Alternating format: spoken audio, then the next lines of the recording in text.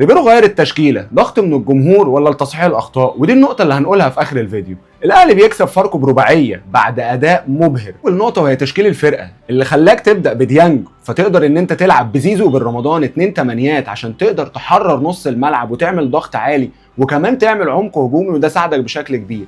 ديانج اللي معلش يعني مع احترامي الكامل لاي لعيب في مصر ما تطلعوش من الملعب غير لو هتنزل مكانه نجولو كانتي، غير كده ديانج ما يقعدش. ديانج اثبت لاي مدير فني واثبت لريبيرو النهارده ان هو طول ما هو مركز 6 هو محرر اي لعيب بيلعب جنبه، واقوى دستروير او اقوى مفسد هجمات في مصر.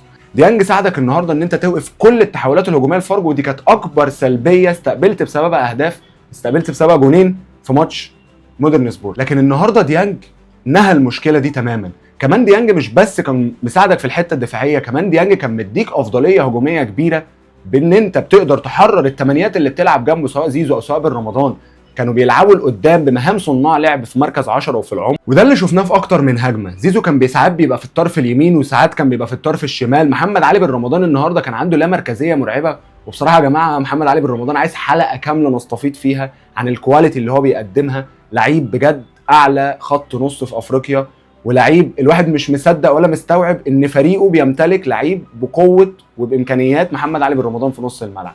وده اللي شفناه في اكتر من هجمه. الاثنين كانوا بيقدروا ان هم يتحركوا بشكل كبير، الاثنين كانوا بيقدروا ان هم يوزعوا لعب بشكل كبير، ماكينات عرضيات الاثنين. وده اللي شفناه في الجون الثاني من استلامه زيزو من محمد هاني، وبعد ما سند على ياسين منعي سلمها لمحمد علي بالرمضان، واستلام ودوران مفيش احسن من كده عشان زيزو يقطع في العمق ويقدر ان هو يسجل الجول الثاني. كمان اللامركزيه اللي كانت عند زيزو بالرمضان النهارده ساعدتك ان انت تعمل الضغط العالي على اعلى مستوى. ده اللي كنا اتكلمنا عنه الماتش اللي فات، ان انت كمان بتقدر تهاجم على فاركو بستة او ب7 لعيبه. بصراحه يا جماعه الكواليتي دايما بتكسب، وده اللي شفناه كمان عند بن شرقي. الاهلي النهارده قدر ان هو يستخدم او يكسب من كل ادواته في الملعب. زي ما قلنا الماتش اللي فات ان الاهلي فعلا كان عنده ادوات في ارض الملعب وعلى الدكه ما قدرش يستغلها، لكن النهارده فعلا الاهلي بيقدر ان هو يستغل كل الادوات اللي عنده، بان انت بتلاعب تريزيجيه، بتلاعب بن شرقي في نفس الوقت، ده يمين ده شمال، مديلك اريحيه ومديلك قوه ان انت تقدر تستفيد بيهم.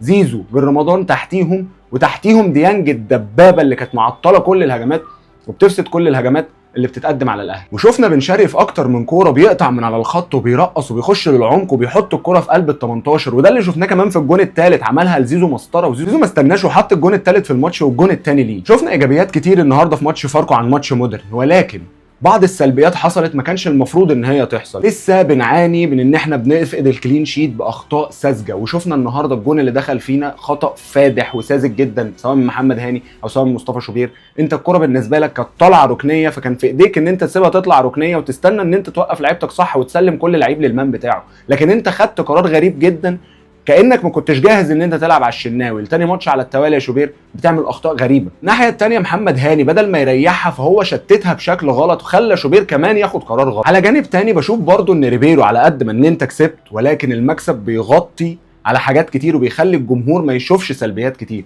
لكن انا بشوف ان ريبيرو النهارده ادار الماتش بشكل سيء جدا. وده ليه؟ انت بدايه التغييرات لما انت طلعت ديانج نزلت كوكا، مع التغييره ديت انت ابتديت تضغط واستقبلت كمان هدف. من بعد تغيير ديانج حصل علينا الضغط، وحصل علينا ان كوكا ما قدرش يسد خانه ديانج وما قدرش ان هو يفصل او يفسد الهجمات زي ما كان ديانج بيعمل. كمان ما قدرتش ان انت تحرر القوه بتاعتك الضربه اللي كانت في نص الملعب زي ما كان ديانج موجود. بشوف الحقيقه ان الاهلي النهارده قدر ان هو يعمل ماتش كبير، وكان فيه تحسن كبير عن الماتش اللي فات وبدايه مقبوله وكويسه بالنسبه للجمهور، ولكن ده كان بناء على قرارات فرديه من اللعيبه اللي لعبت النهارده، سواء زيزو سواء بن رمضان سواء اشرف بن شرقي. ولكن عندي تحفظ كبير على مستوى تريزيجيه المتواضع اللي لسه بالمناسبه متاثر بمستوى الدوري القطري، وده باين عليه جدا ان هو مش جايب الريتم بتاعه او لسه ما جابش فورمته. ولكن ده مش المستوى المتوقع من تريزيجيه ولا المستوى المنتظر من تريزيجيه، ولكن لسه هيجيب فورمته. وتريزيجيه عنده احسن من كده بكتير، لان تريزيجيه لعيب كبير والكواليتي بتاعته كمان تكسب. وزي ما قلنا يا جماعه الكواليتي دايما تكسب في اي حاجه، وده شفناه في بن شرقي وشفناه بالرمضان وشفناه كمان في زيزو وهنشوفه في تريزيجيه. والنهارده عندك ايجابيه قويه جدا كمان، وهي انت المهاجم الاساسي بتاعك سجل والمهاجم البديل كمان سجل. لكن للماتش الثاني على التوالي بنستقبل هدف وبنخسر الكلين شيت لان انت بتواجه مشاكل دفاعيه في التمركز بشكل كبير جدا. وبالمناسبه خلينا اتكلم، ولو ان احنا عندنا فعلا مشاكل دفاعيه في التمركز وريبيرو لسه مصمم على ان هو يبدا الكره من تحت، وده في مصر مش هيساعد، ولا كواليتي اللعيبه في مصر هيسمح له، ولا ارضيه الملاعب في مصر هتسمح له.